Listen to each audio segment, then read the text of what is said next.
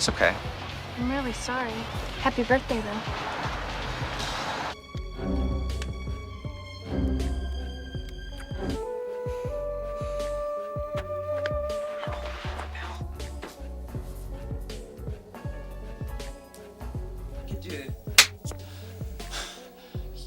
You want something hard?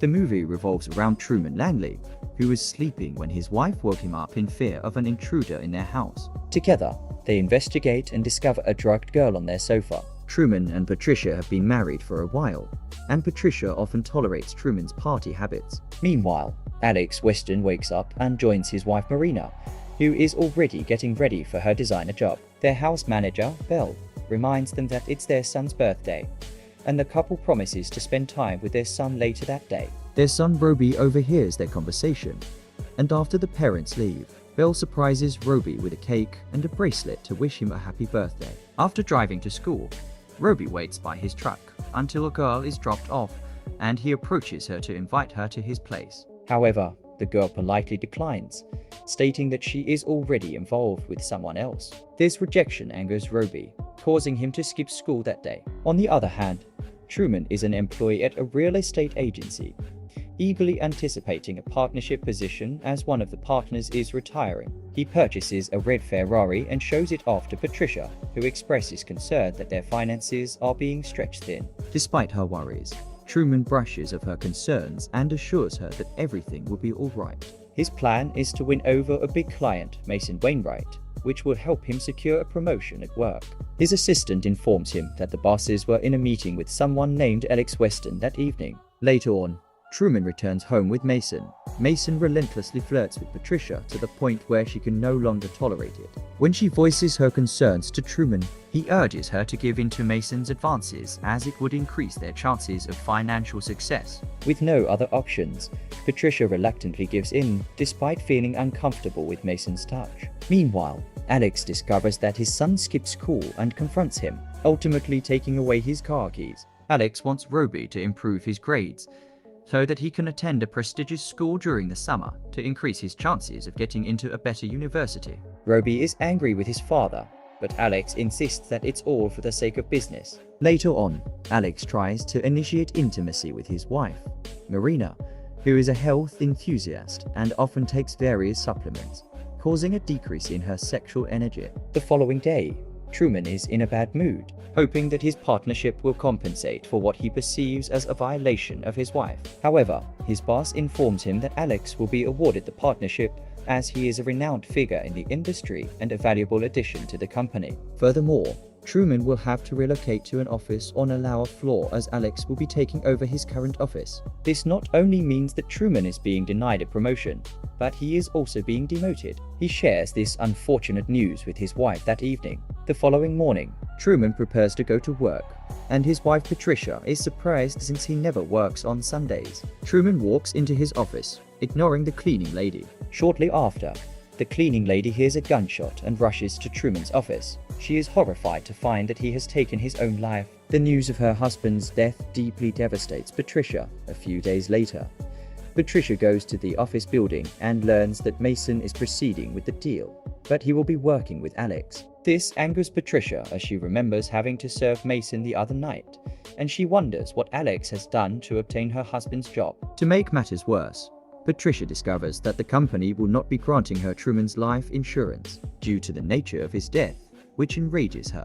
When Patricia is led into the office to collect Truman's belongings, she takes the opportunity to search through Alex's personal belongings. After doing so, she devises a plan. She first pays a visit to Mason's home and shoots him in broad daylight before fleeing the scene. She then proceeds to stalk Alex's house and observes Roby being picked up by his friends. Patricia follows Roby to his school and pretends to be an interested parent while stealing some school documents. That night, she composes a letter to Roby's parents, claiming that Roby will need a tutor if he is to attend summer school. Patricia gives the names of some preferred tutors, but makes sure that most of the names are fake. She includes her phone number in the letter, but uses the name Amanda as her alias. The next day, Marina calls Patricia and asks her if she is available to tutor Roby. Patricia quickly confirms and goes to see the family that evening. Roby is immediately attracted to her beauty, and he desperately wants her to be his tutor. When Patricia mentions that her apartment is undergoing renovations, Roby suggests that she could stay at the guest house.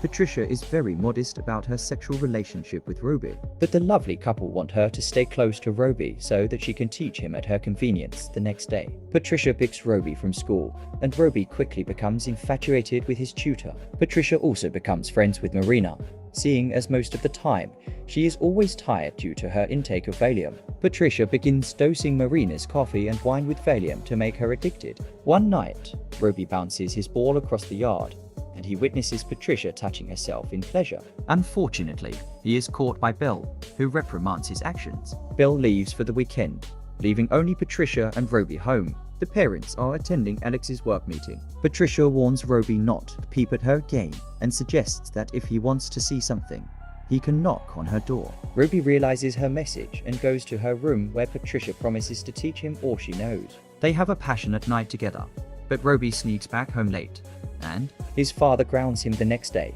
Marina's drunken behavior at a party embarrasses Alex, and he becomes angry with her. Patricia flirts with Alex for a while before finding Belle putting drawers on her windows. Patricia decides to get rid of Belle and sneaks into the basement, while Belle is distracted with her chores. In the dark, Patricia trips over a wire she had set on the steps, causing Belle to fall to her death. In the evening, Roby seeks out Patricia and informs her that he passed his math test but failed his French test. As a punishment, Patricia spanks him a few times before they start making love. Suddenly, Marina's loud scream interrupts them as she finds Belle's bloody body in the basement. Belle's body is taken away, and Marina is devastated and blames herself for the accident due to her Valium abuse. Later on, Patricia approaches Alex in the pool room and explains to her the reason behind Marina's behavior. In the heat of the moment, Alex confesses her attraction to Patricia, and they engage in a sexual encounter by the pool table while Roby watches from outside while taking a beer.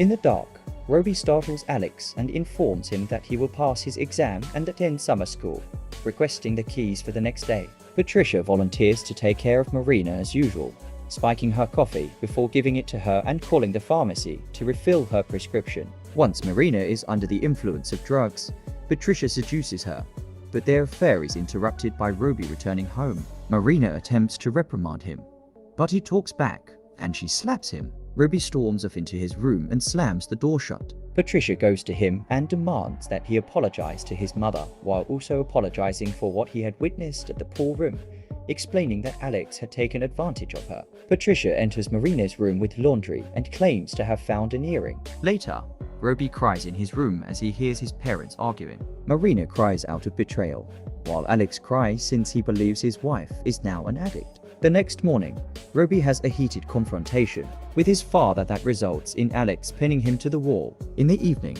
Roby visits Patricia for a farewell, and they engage in another intense lovemaking session. Afterward, Patricia gives Marina some coffee, and when she wakes up feeling woozy, she deduces that Patricia must be spiking her coffee. The next day, Roby leaves for summer school, leaving Marina and Alex alone. That evening, a heavy storm hits, and Marina becomes jumpy and scared. When the power goes out, she nearly attacks Alex when he startles her. Marina confesses to Alex that she believes Patricia is trying to kill her. However, Alex ignores Marina's warning. The next day, he spots Patricia's car and finds it odd that she has the car he had seen on Truman Drive in the office. He decides to search through Truman's belongings, which are still in his office, and he discovers Patricia's true identity. He asks a receptionist to call the police before going home. Meanwhile, Marina finds her pet birds dead, cries in the shower, and when she gets out, she discovers that Patricia has left some tea on her bed.